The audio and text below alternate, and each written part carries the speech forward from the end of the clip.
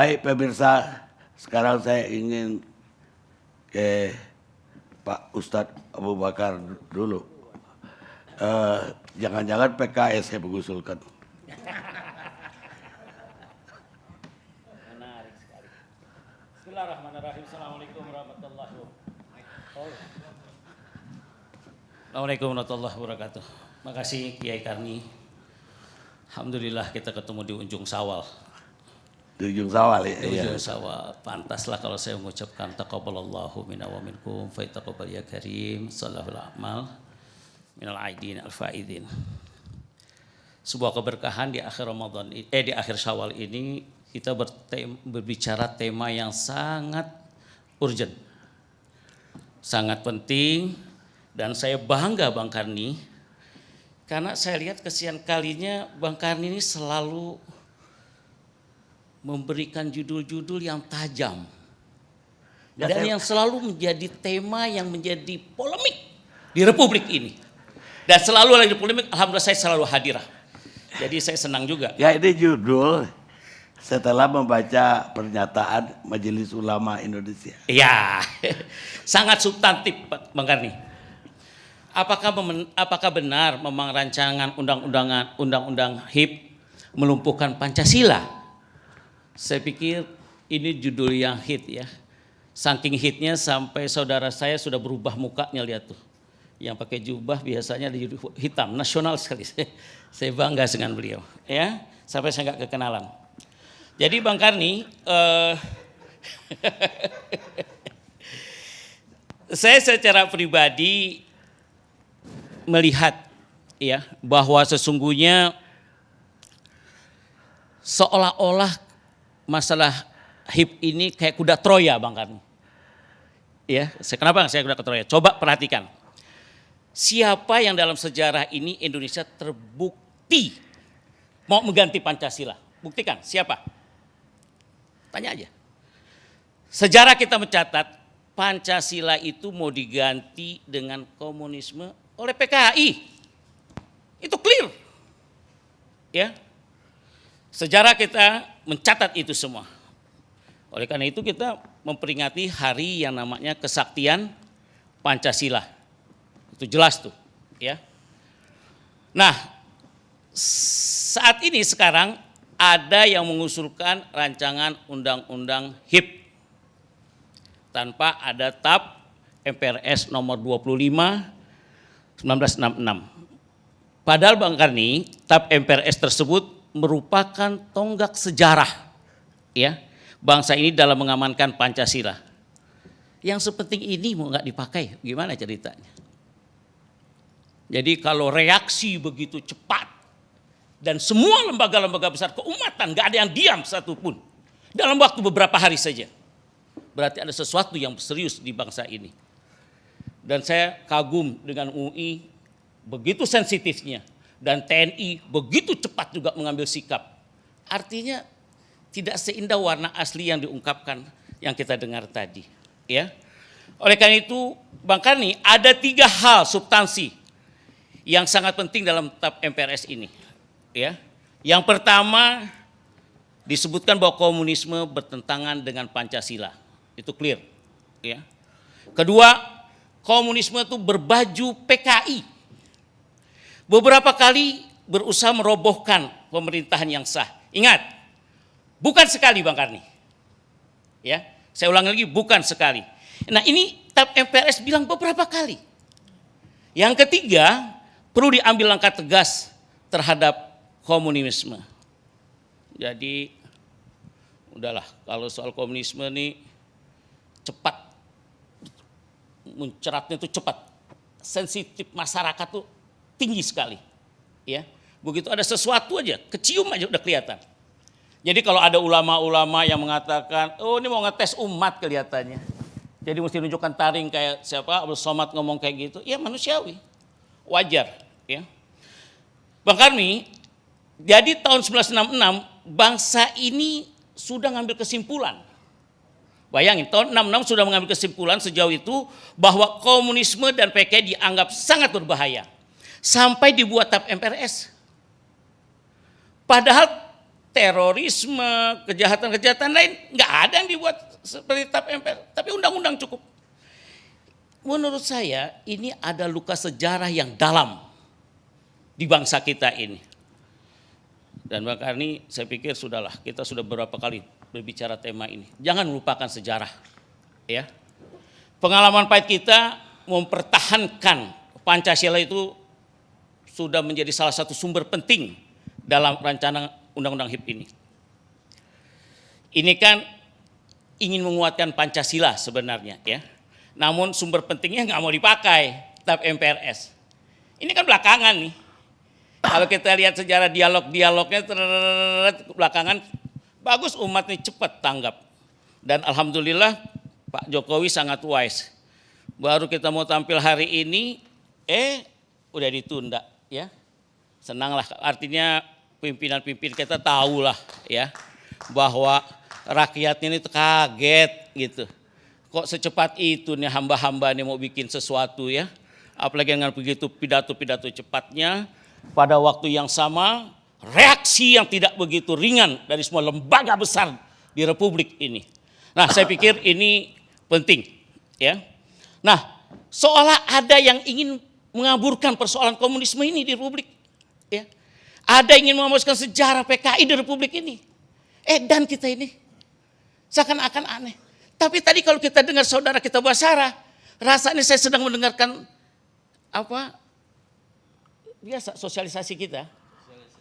4 pilar, dijelaskan detail.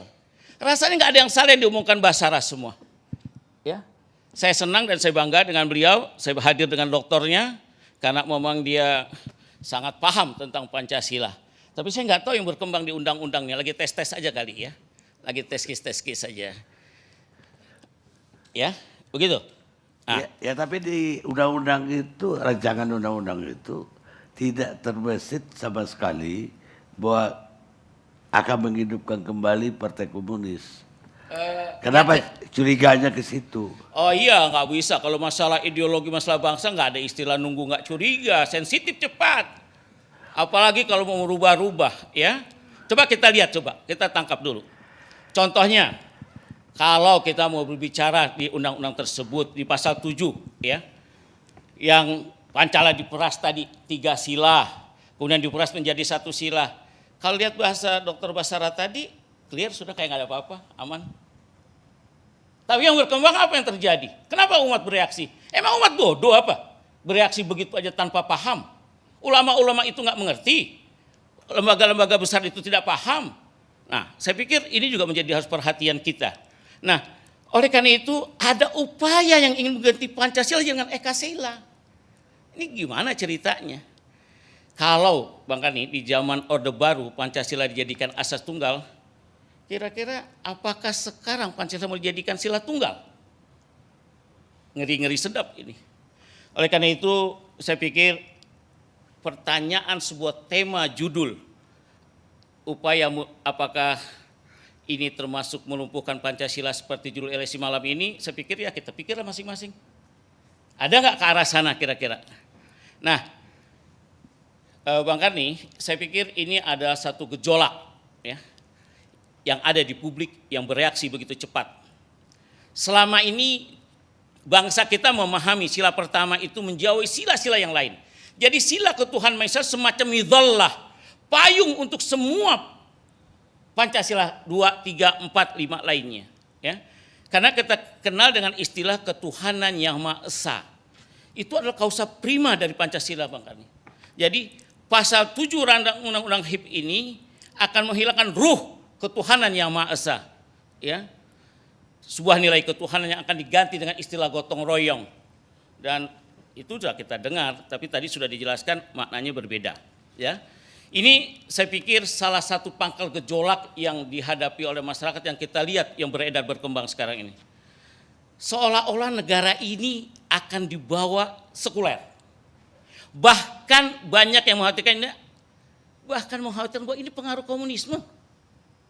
Ada ruh komunisme yang muncul di dalam hal itu. Dan itu nggak bisa disalahkan umat memahami seperti itu, ya.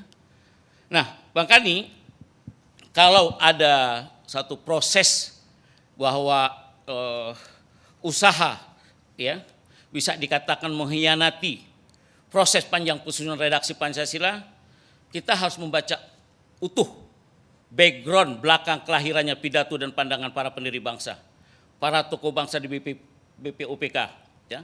Pidato Soekarno 1 Juni 1945, kesepakatan bulat pada Piagam Jakarta 22 1945, pembukaan Undang-Undang 1945 serta Dekret Presiden 5 Juli 1999 yang diterima bulat di DPRI pada 22 Juli 1959. Jadi saya pikir ini harus menjadi perhatian kita, ya. Oleh karena itu, jika kemudian Bang Karni, Pancasila ini dielaborasi dalam rancangan HIP berpotensi mendowngrade Pancasila itu sendiri, ya, sangat akan mendowngrade. Kita tahu bahwa Pancasila sudah menjadi norma dasar, sumber dari segala sumber hukum, ya. Kalau kita merubah, ya, menurunkan menjadi undang-undang, hanya akan menjadi Pancasila sebagai norma biasa. Dan itu sudah dipahami juga tadi oleh beliau, ya.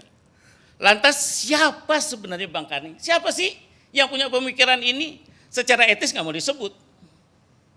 Coba kita tanya, siapa sebenarnya yang menyampaikan ide-ide besar ini? Kita harus tahu siapa yang benarnya punya proyek menjadikan Pancasila nggak sakti lagi, ini siapa? Biar clear, gitu, ya. Siapa yang sebenarnya punya kerjaan melumpuhkan Pancasila secara pelan-pelan? Coba saya mau tanya. Mungkin nanti Pak Agus bisa menjawab. Kenapa tuh para purnawirawan TNI langsung menyatakan menolak, gitu. Kenapa tuh lembaga? Itu pasti ada sesuatu yang serius, bukan ujuk-ujuk. Bang Karni, inilah yang membuat umat Islam geram. Nggak main-main nih Bang Karni. Dan saya yakin Bang Karni ngambil judul ini juga karena geram sebenarnya. Ini perasaan saya. Karena dia punya sensitif perjuangan. Bang Karni ini kan mujahidin dia. Iya, mujahidin dia. Apalagi di ujung-ujung umurnya. Moga-moga istiqomah, ya. Husnul khotimah maksud saya. Kok istiqomah, ya. Nah, karena itu Pancasila dilahirkan oleh para ulama Bang Karni, tokoh-tokoh. Dan nggak bisa lepas tuh para ulama, jangan didiemin, jangan sembarangan, ya. Jangan dipertahankan dengan para santri dan ulama. Coba kita lihat bagaimana coba gara-gara mempertahankan Pancasila dan menghilangkan komunisme sampai perjuangan-perjuangan yang sudah pernah kita ceritakan, kejadian-kejadian kejamnya PKI ketika training PI, ya, yang di Kanigoro udah berapa kali saya ungkapkan. Kiai Hussein yang dieksekusi di Kresek Madiun, ya. Bagaimana pesantren Takran yang diserang. Bagaimana pesantren Gontor yang diserang. Saya pikir ini luka umat Islam kalau udah kita berbicara tentang yang berbau-bau komunis. Nah, oleh karena itu saya rasa kalau kita telaah lanjut Bang Karni tentang masalah perencanaan pembahasan rancangan undang-undang HIP ini, banyak sekali konsep ketuhanan yang digunakan. Tentunya ini dibaca masyarakat. Masyarakat nggak diam kalau bicara tentang ketuhanan, ya, menyangkut ideologi. Ada kepentingan lain untuk dapat menyisipkan keyakinan ketuhanan yang di luar dari maksud Pancasila.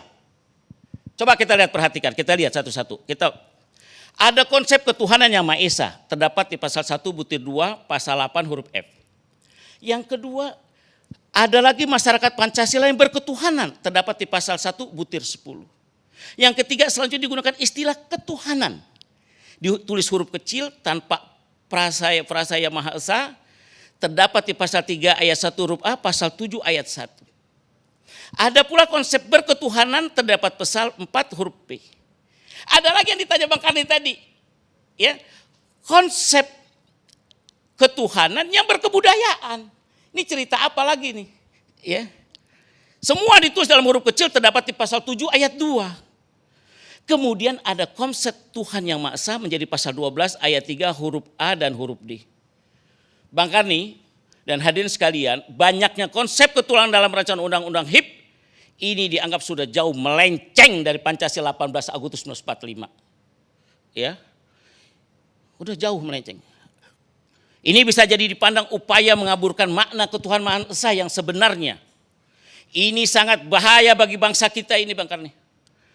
Para pendahulu kita sudah memberikan dasar ketuhanan yang Maha Esa.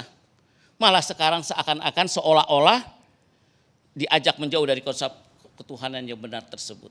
Ya, karenanya jangan salahkan jika sekarang MUI bereaksi keras, jangan salah. Cepat lagi tanggapan, sabar dulu Bang Karni. Ya, jika tujuan rancangan undang HIP ini di pasal 1 ketentuan rancangan hukum HIP yang berbunyi haluan ideologi Pancasila adalah pedoman bagi penyelenggara negara, maka pertanyaannya adalah selama 75 tahun nih, kita kan udah 75 tahun, pakai Pancasila enggak kita? Pakai kan? Dan kita berpedoman pada Pancasila. Apakah selama kita ada berhaluan yang salah enggak kita pakai selama 75 tahun ini?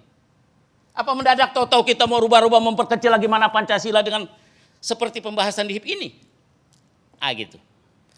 Jadi saya melihat tentunya tidak, karena kita selalu merujuk ke Pancasila Bang Karni. Dan kita baik-baik saja, nggak ada apa-apa tuh. Ya. Sebaiknya saat ini kita fokus deh. Benar tuh kata Pak Mahfud, udah sibuk pikirin pandemi aja lah, ngapa jadi gini hari ngomong Pancasila. Dari kemarin kita udah selesai kok bab ini. Ujuk-ujuk lah gitu tuh ngomong beginian. Ada apa gitu. Jadi saya setuju sekali. Saya bangga, mungkin saya rasa dari istana manggil Pak Mahfud, manggil Lauli, didudukan ngobrol semua. Tunda dulu, oke? Ya sudah selesai. Kalau perlu lupakan sudah, jangan dibahas lagi. Kita bicara masih banyak yang lain. Kita pikirkan bagaimana COVID-19 ini selamat rakyat ini. Jangan lagi ada kematian yang banyak lagi. Ya Bang Karni, mungkin inilah yang suara yang perlu saya sampaikan. Dan PKS terus terang aja, intinya menolak undang-undang ini. Makasih. Assalamualaikum warahmatullahi wabarakatuh. Tapi PKS menolak, tapi nggak teriak. Ketika MUI teriak, Muhammadiyah teriak, NU teriak, baru PKS teriak lagi. Siapa bilang Bang Karni baru dengar teriak kemarin aja kali. Kita sama-sama berteriak kok. Baik. Takbir gitu aja kita. Baik, terima kasih. Pemirsa, kita rehat sejenak.